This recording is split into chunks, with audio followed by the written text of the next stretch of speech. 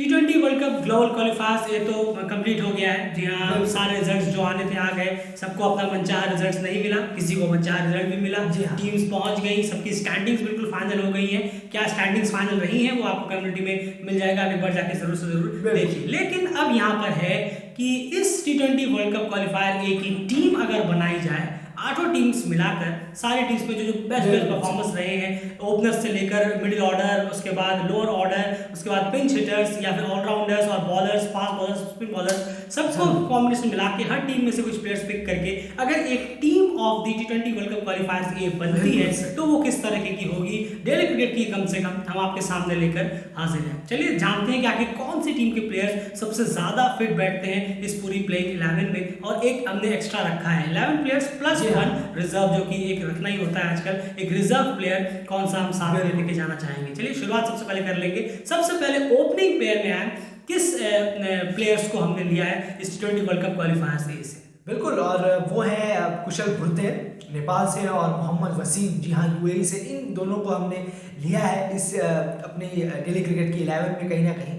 और बहुत ही शानदार इनका इस पूरा टूर्नामेंट गया था, खूब रन इन्होंने बटोरे हैं इस टूर्नामेंट में। तो ये दोनों हमारी तरफ से ये दो ओपनर्स। बिल्कुल, तो ये दो ओपनर्स कहीं ना कहीं इस टीम में जरूर होंगे। उसके बाद अब यहाँ पर आ जाती है वन डाउन की बात। वन डाउन कौन सा प्लेयर सही रहेगा। इतनी 8 टीमों में वन डाउन के प्लेयर्स हैं, कौन सा वन डाउन का प्लेयर हमने पिक किया है अपनी टीम। बिल्कुल, और वो वृत्ति अरविंद है। जी हाँ, इसमें कोई दो राय नहीं है। जिस तरीके से उन्होंने अपनी वन डाउन पे आके बहुत फास्ट के साथ साथ रन भी बनाए हैं, वो काबिल तारीफ है कहीं ना कहीं। तो वन डाउन और बहुत ज्यादा रन भी उन्होंने इस टूर्नामेंट में बनाए हैं, तो ऑब्वियसली वन डाउन वृत्ति अरविंद। बिल्कुल, वृत्ति अरविंद वन डाउन बिल्कुल भी इस टीम में डिजर्व करते हैं। उसके बाद चलते हैं दूसरी तरफ सेकंड डाउन की अगर बात करूं, सेकंड डाउन में कौन से प्लेयर को हमने इस टीम में जगह दी। बिल्कुल, और सेकंड डाउन पे सबसे बेस्ट हुए हैं वो कहीं ना कहीं इस पूरे देखा जाए इस क्वालिफायर में। और कॉन्ट्रैक्ट सीरीज में भी अगर आप चलिए उसे भी जोड़ लेंगे, उसमें भी ये बहुत चले थे। जी हाँ, दीपेंद्र सिंह हैरी की हम बात कर रहे हैं।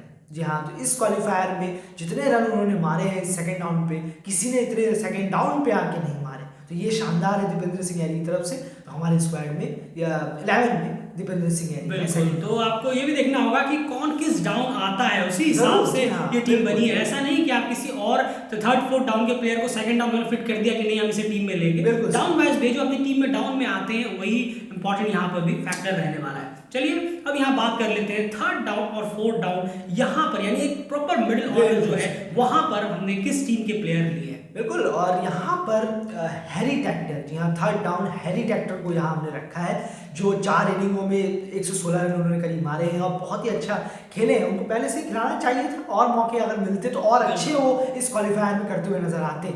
उसके बाद 5 जो चौथे डाउन पे हमारे लिए आएंगे वो है रोहन मुस्तफा। कोई इसमें डाउट नहीं है, जबरदस्त वो खेले हैं, नीचे आके उन्होंने रन बनाए हैं। तो चौथे डाउन पे रोहन मुस्तफा। बिल्कुल, और वो एक बॉलिंग का बहुत अच्छा ऑप्शन देते हैं, और इसीलिए हमने उन्हें भी इस डाउन पिक किया कि हमें उनसे एक बॉलिंग का ऑप्शन भी मिल जाएगा इस टीम को, कि एक 5वां 6ठा बॉलर जो होता है वो भी कहीं ना कहीं एक स्ट्रॉन्ग बेस इस टीम को मिल जाएगा। उसके बाद की अगर प्लेयरों की बात करूं मैं, उसके बाद कौन सा एक ऐसा पिंच हिटर ऑलराउंडर बचता है जिन्हें हमने पिक किया है इस टीम में। उसके बाद चलेंगे बॉलिंग डिपार्टमेंट की तरफ। बिल्कुल, और यहाँ पर अब आ जाते हैं आयरलैंड के एंडी मैकबरी। जी हाँ, जिन्होंने बहुत अच्छी तरीके से यूज़ किया है इस जगह का, कहीं ना कहीं बहुत अच्छा यूज़ किया है। 5th डाउन का कहें, बहुत अच्छे रन मारते हैं, अच्छे स्ट्राइक रेट से अपने आप को ढाल लेते हैं, और ऊपर से बॉलिंग में भी कहीं ना कहीं बहुत अच्छे हैंडी है, और हैंडी से कई गुना ज़्यादा है। तो एंडी मैकबरी ऑब्वियसली बैटिंग से ज़्यादा यानी कि हिटिंग से ज़्यादा है। बिल्कुल, तो उन्होंने अभी जो रिसेंटली भी एक इनिंग खेली थी वो भी बहुत शानदार थी। वो पिंच हिटर का काम बहुत अच्छा करते हैं, रन्स वो निकाल सकते हैं, और बॉलिंग से भी बहुत ज़्यादा इंपॉर्टेंट है। वो कॉन्ट्रैक्ट सीरीज में नेपाल में ऐलान की उनकी बॉलिंग बहुत क्रूशियल साबित हुई थी जब वो अपना स्पिन लेकर आए थे। खैर अब यहाँ पर चलते हैं बॉलिंग डिपार्टमेंट की ओर। बॉलर्स में से हमने किन किन प्लेयर्स को पिक किया है, पहले 2 बॉलर्स की बात कर लेते हैं। बिल्कुल, और यहाँ पर कोई इसमें डाउट नहीं है कि संदीप लामिछा ने ऑब्वियसली उनके बिना 11 नहीं बन सकती थी इस क्वालिफायर में कहीं ना कहीं। बहुत शानदार परफॉर्मेंस किया है। उसी के साथ जुनैद अजीज, जी हाँ, बिल्कुल। बेहतरीन बॉलर है ये अपनी बहरीन टीम के, जबरदस्त। कोई अपोनेंट हो, इन्हें कोई मतलब नहीं है कौन सा अपोनेंट मेरे सामने है, जी हाँ। मुझे अपना परफॉर्म करना है, अपनी टीम के लिए परफॉर्म करना है, बेस्ट इन्होंने अपना गेम दिया है। बिल्कुल। और मैं अगर 3 मैचेस की बात करूं ग्रुप स्टेजेस में, जो इनके मैचेस थे बहरीन के, वो थे यूएई, आयरलैंड और जर्मनी के खिलाफ। आयरलैंड और जर्मनी के खिलाफ इन्होंने आउटस्टैंडिंग बॉलिंग कराई थी। आयरलैंड के खिलाफ भी बहुत बेहतर बॉलिंग कराई थी। यूएई के खिलाफ इन्होंने बॉलिंग नहीं कराई, शायद इंजरी की वजह से बॉलिंग नहीं करा पाए। आप सोचिए सिर्फ 2 मैचों के बेसिस पे इनकी जो परफॉर्मेंस थी वो शानदार थी। अगर आपने इनकी बॉलिंग नहीं देखी है तो आप एक बार जाके, मैं चाहूंगा कि आप जर्मनी और आयरलैंड के खिलाफ जो इनके 8 ओवर्स है, जर्मनी के खिलाफ तो 1.5 ओवर नहीं कर दिया था काम। आयरलैंड के खिलाफ जो उनकी बॉलिंग थी, खास करके आयरलैंड ने बॉलिंग रखी थी, एक बार वो जाके देखिए, डिलीवरीज को जाके देखिए, तो आप समझेंगे नहीं इस बॉलर में दम बहुत जरूर है और बहुत बेहतर ये बॉलर है। इसलिए डेफिनेटली हमारे इस टीम में सेकंड स्पिनर संदीप लामिछाने के बाद अगर मैं कहूँ तो वो जुनैद अजीज ही होते हुए नजर आएंगे। उसके बाद अगर आगे बढ़े, अगर मेरे ख्याल से लास्ट 2 की बात हम करने वाले हैं, वो होंगे पेसर्स डिपार्टमेंट से। जानते हैं कि आखिर पेसर्स में कौन कौन शामिल है हमारी टीम में। बिल्कुल, अब पेसर्स में कहीं ना कहीं यहाँ पर इनसे बेहतर हमें नहीं लगे कि यहाँ इस 11 में होने चाहिए। Craig Young and Avinash Bohra, जी हाँ, ये दोनों ने बहुत अच्छा परफॉर्म किया है इस पूरे क्वालिफायर में। विकेट के साथ साथ बहुत अच्छा, थोड़े एक्सपेंसिव हुए थे शुरू में, तो उसको तुरंत उन्होंने रिकवर किया और गलती को सुधारा और तुरंत डेथ ओवरों में आया और विकेट दिलाया अपनी टीम को। दोनों का ही ये हाल है, दोनों अगर शुरू में एक्सपेंसिव होते हैं तो विकेट जरूर लेके जाते हैं, चाहे अविनाश बोहरा को देखिए चाहे क्रेग यंग। बिल्कुल। और आपको अपनी टीम में ऐसे भी बॉलर को कम से कम एक बॉलर का रखना ही हो जो डेथ ओवर में ज्यादा बेहतर बॉलिंग करा पाए। भले ही वो शुरुआत में इतने अच्छे ना रहे, लेकिन डेथ ओवर में आपको बेहतर करना होगा ताकि आप फिनिश अच्छा कर सके, जो कहीं ना कहीं अविनाश बोहरा में बहुत ही शानदार है, यहाँ पर फिलअप करते नजर आते हैं। और मेरे ख्याल से पेसर्स में सबसे ज्यादा विकेट टेकर भी वही है। इस पूरे T20 वर्ल्ड कप क्वालिफायर्स में अगर मैं बात करूँ, 8 विकेट निकाले। क्रेग यंग के भी 8 विकेट है, वो मैच नहीं खेले थे, लेकिन ओवरऑल 8 विकेट अविनाश बोहरा के भी है। इसीलिए अविनाश बोहरा और क्रेग यंग इस टीम में बनते हैं। एक बार मैं चाहूंगा दोबारा से ओपनिंग से लेकर सारे प्लेयर्स के नाम एक बार बताएं डाउन वाइज। ये बनती है टीम T20 वर्ल्ड कप क्वालिफायर्स की डेलीगेट की तरफ से। बिल्कुल, और शुरू करें ओपनिंग से तो कुशल गुर्तेल, मोहम्मद वसीम ओपनर्स हैं। 1 डाउन नृत्य अरविंद है, 2nd डाउन हमारे दीपेंद्र सिंह हैरी हैं, 3rd डाउन हैरी टैक्टर यहाँ आ जाते हैं। उसके बाद 4th down Rohan Mustafa, 5th down Andy McBrine. उसके बाद हमारे यहाँ पर बॉलर शुरू हो जाते हैं, कहीं ना कहीं संदीप लामिछाने हैं, जुनैद अजीज हैं, क्रेग यंग है और अविनाश बोहरा है।